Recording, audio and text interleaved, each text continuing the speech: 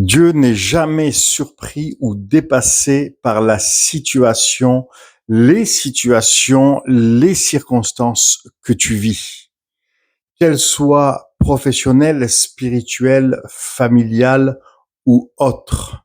Le Seigneur voit tout de loin et il n'est jamais surpris par cela. J'ai pour habitude de dire que Dieu n'est ni en avance ni en retard, mais il a toujours un temps d'avance sur toute chose parce que tout simplement, il est Dieu, il ne vit pas dans l'espace-temps humain. Et d'ailleurs, toutes choses lui sont soumises. Il n'y a rien qui n'échappe au regard et à la main de Dieu.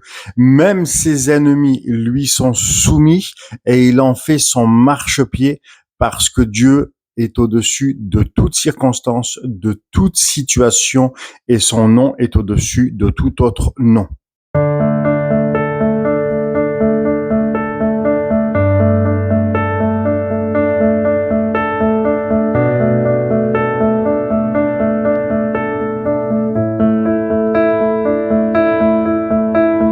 Bonsoir et bienvenue sur Bâtir avec excellence. Et pourquoi bâtir avec excellence? Eh bien, tout simplement pour revaloriser. Nous savons très bien qu'il y a tant et tant de domaines, mais autant sur le plan professionnel et aussi sur le plan spirituel, tant et tant de choses qu'il y a à revaloriser, que nous devons revaloriser et mettre au goût du jour. Et ce soir, nous allons parler du timing de Dieu. Nous allons comprendre en fait comment Dieu veut que nous parvenions à connaître son timing parfait, chose qui n'est pas toujours simple, mais nous allons maintenant découvrir ou redécouvrir ce qu'il en est sur ce thème important pour chaque étape et chaque saison de notre vie. C'est parti. Comme je le disais, le timing de Dieu n'est pas toujours quelque chose qui est simple, qui est facile, qu'on reçoit facilement, qui est inné, qu'on discerne facilement. Non, le timing de Dieu demande aussi de la sagesse, de l'équilibre. Et ces deux paramètres, sagesse et équilibre, font aussi partie de la connaissance qu'il y a dans la parole de Dieu, puisque la parole de Dieu est riche en conseils, est riche en sagesse, surtout dans le livre des Proverbes, qui est un livre qui concerne la sagesse. Et nous avons aussi besoin de discernement, et tous ces paramètres, nous les trouvons dans la parole de Dieu qui fait partie de la connaissance au fur et à mesure de chaque jour que nous lisons et que nous nourrissons de la Bible. Cette connaissance, oui, elle représente un fondement majeur dans la vie du chrétien, dans la vie du disciple. Et j'aimerais prendre avec vous dans la parole de Dieu 2 versets. Le premier, c'est dans Proverbe 19, verset 2, où il est écrit « Le manque de connaissance n'est bon pour personne, et celui qui précipite ses pas tombe dans le péché. » Le second verset est dans Éphésiens 5, versets 15 à 16. « Faites donc bien attention à la façon dont vous vous conduisez. Ne vous comportez pas comme des fous, mais comme des sages. Rachetez le temps, car les jours sont mauvais. » Nous voyons bien dans ces 2 versets que la connaissance est la base. Et c'est aussi la base de la parole de Dieu parce qu'il est écrit « Faute de connaissance, mon peuple périt ». Dans le verset, dans l'épître des Éphésiens que nous venons de lire, il n'est pas question d'un péché vulgaire, mais il est question justement de se comporter spirituellement dans une attitude qui plaît à Dieu, dans l'exercice de la piété, afin de racheter non seulement le temps dans la prière, afin de discerner les temps dans lesquels nous vivons, et afin aussi pour notre vie personnelle de discerner ce que Dieu a à nous dire et de discerner son timing. Et bien évidemment, toutes ces choses, le timing de Dieu, racheter le temps, discerner les temps dans lesquels nous vivons, mais en particulier le thème de ce jour qui est le timing de Dieu, nous allons justement discerner ce timing non pas par mille et une choses, mais par une seule chose, qui est le fondement de notre marche avec Jésus, qui s'appelle la piété. Tous les jours, nous devons nous nourrir, nous devons manger la parole de Dieu. De la même que tous les jours, nous devons boire et nous nourrir de cette vie de l'esprit qui est dans la vie de prière. Donc, à la fois, nous devons nourrir notre âme en lisant la parole de Dieu, en la mangeant, en nous l'appropriant et en la réalisant pour nos vies, et tout autant que nous devons passer un temps de prière dans sa présence, en intercédant pour nos vies, mais aussi en l'écoutant pour savoir ce que Dieu attend de nous, pour savoir ce qu'il veut que nous fassions. Et cela ne se fait pas autrement que dans cet exercice de la piété auprès du cœur de Jésus. Le timing de Dieu peut faire peur. Je m'explique. Il suffit à un moment donné que Dieu vienne nous voir et nous dire « Je valide ton projet, change de région, voire même changer de pays, entre dans le ministère, occupe-toi de cette personne. » Bref, de la chose la plus petite que Dieu nous demanderait jusqu'à la plus grande. Mais je pense quand même que quand il s'agit d'un niveau supérieur que nous ne maîtrisons pas, mais que Dieu nous donne son timing parce que nous avons prié pour ça et que maintenant c'est le temps que Dieu entre en scène pour nous dire vas-y, eh bien, il y a comme une frontière délicate que nous n'osons plus à ce moment précis dépasser. Parce que tout simplement, ça nous fait peur, parce qu'il y a l'inconnu qui peut nous faire peur, parce que ce que nous contrôlons pas, ce que nous ne gérons pas, ce que nous n'avons peut-être jamais fait nous fait peur. Il y a aussi peut-être le fait de faire un choix et de prendre une décision qui est sur le fil à rasoir, qui nous remet en doute alors que Dieu nous a donné le feu vert. Et il y a aussi ce manque de confiance en soi. C'est pour ça que je me permettrai de rajouter un détail qui fait toute la différence et qui est hautement important. Quant à notre cheminement avec Dieu, quand nous prions, quand nous éprouvons les choses sur une parole de Dieu et que Dieu nous confirme, ayons ce réflexe et à la fois, je dirais aussi, cette discipline de prendre un cahier et de tout marquer dans un cahier. Parce que Dieu, quand il nous révèle une parole, quand il nous révèle une vision, quand il nous révèle une direction, nous avons besoin d'écrire ce qu'il nous a dit sur un cahier. Et cela est biblique, on le voit, d'écrire ce que Dieu nous a demandé et de la lire couramment.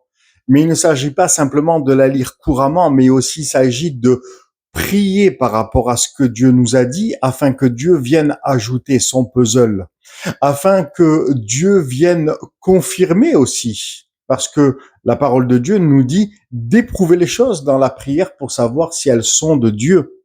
Donc nous avons besoin de collaborer avec Dieu.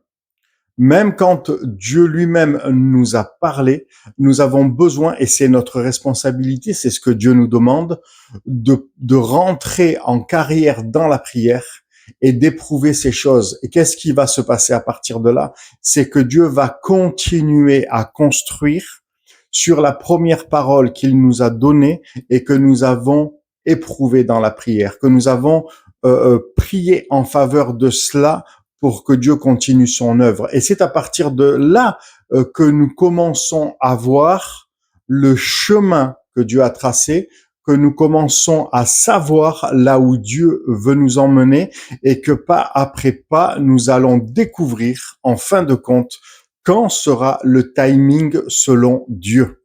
Par rapport au timing selon Dieu, il y a deux problèmes que certains chrétiens rencontrent dans leur vie. Le premier problème, c'est ils reçoivent une parole de Dieu, mais ils ne construisent pas sur ce qu'ils ont reçu, ils ne défrichent pas dans la prière. Il y a aussi un manque de connaissance de la parole de Dieu et ils foncent la tête baissée. Mais le problème, c'est qu'ils n'ont pas reçu le timing de Dieu parce qu'ils n'ont pas rempli les étapes à partir d'une parole donnée.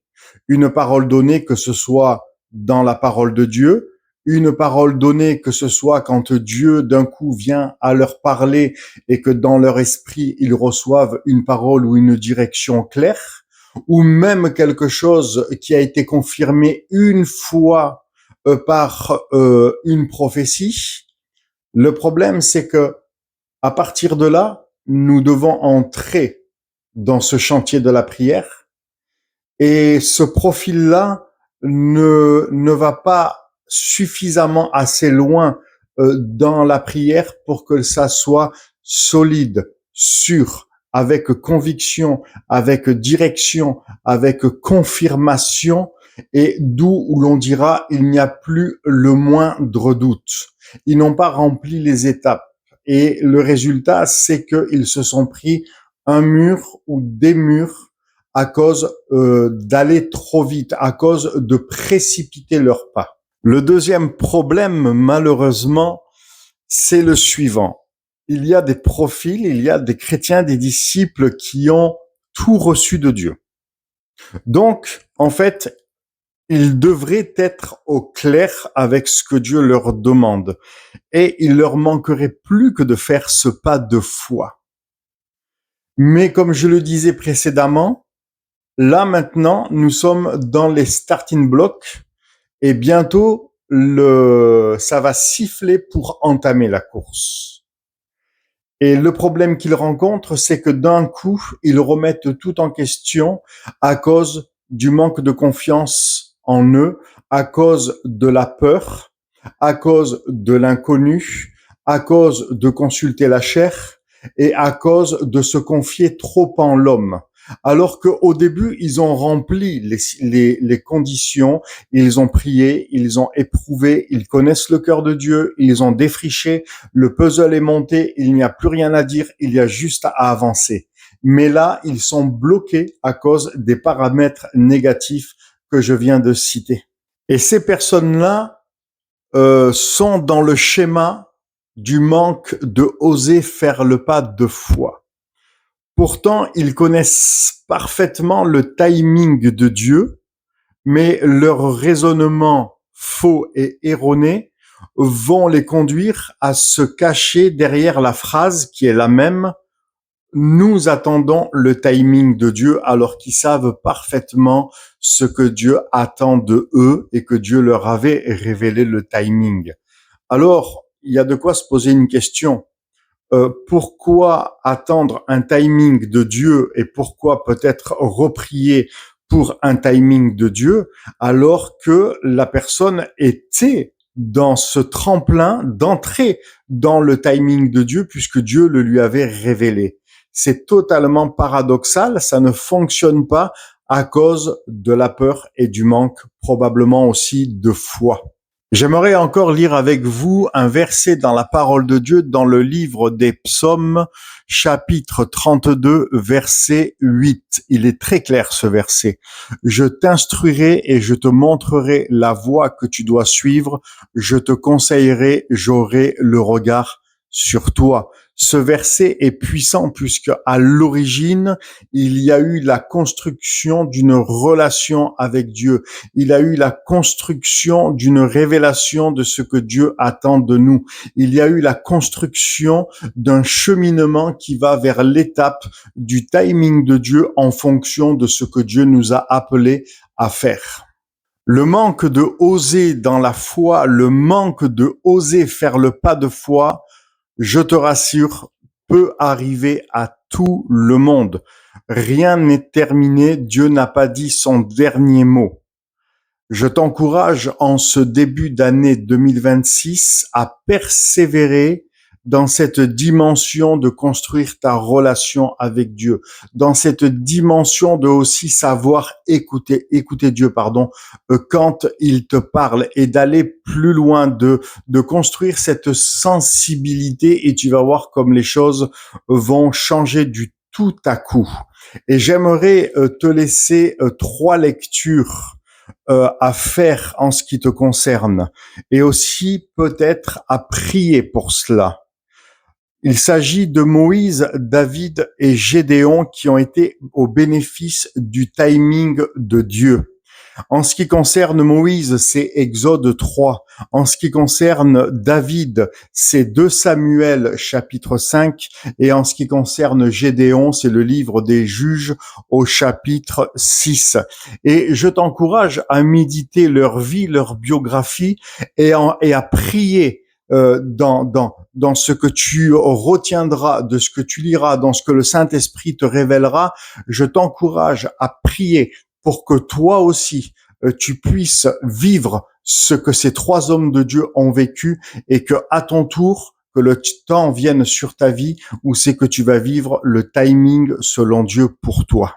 Je tiens encore à te remercier de tout cœur d'avoir été là dans ce temps d'enseignement, d'édification et d'encouragement dans la foi.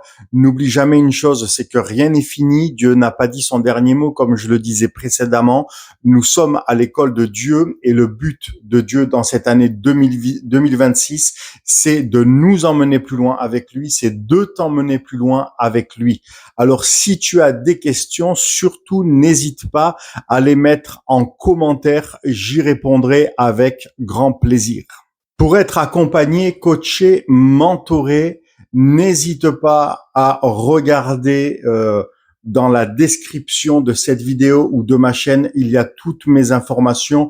Tu peux réserver ton entretien personnalisé sur Calendly et je me réjouirai de faire un bon bout de chemin avec toi. Ça ne sera que de la bénédiction partagée. Ici Claude Pétix, bâtir avec excellence pour revaloriser. Demeure ultra béni. À très vite. Bye bye.